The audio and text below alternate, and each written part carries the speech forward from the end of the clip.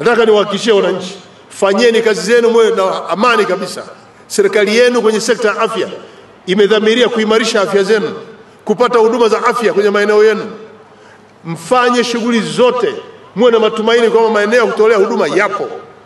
Pamoja na vituo hivi, fedha iliyotengwa kwa ajili yenu inatosha kununua dawa za wananchi kwenye maeneo haya. Mganga mkuu wa wilaya huko hapa, tunaleta fedha nyingi hapa. Tuna MSD zaidi ya milioni 300.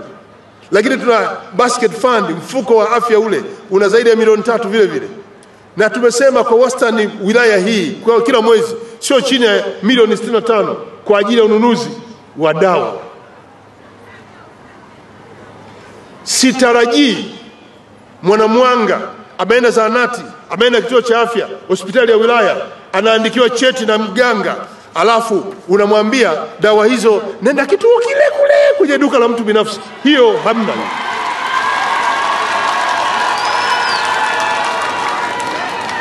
Milioni hizi 65 zitanunua dawa, zitakaa zahanati, vituo vya afya, na zinatosha. Hiyo ni kila mwezi, na tunaleta miezi mitatu. Milioni 180. Tunashindwaje kununua dawa zikakaa zahanati, vituo vya afya, zikatibu wananchi mpaka mwelekezo akanunue madawa maduka binafsi?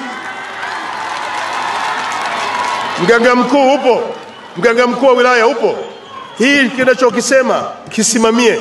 Simamia dawa hizi zipatikane kwenye vituo vya afya. Acheni kununua dawa ambazo nature ya mazingira haya hatuna magonjwa hayo. Nunueni madawa ambayo mara nyingi yanajitokeza kwa utafiti mliofanya, Mwanga magonjwa gani hasa. Hayo yawe na madawa ya kutosha. Tusisikie Tanzania Mwanamwanga anapelekwa duka la wananchi, duka la watu binafsi kwenda kununua huko wakati fedha ipo ya serikali.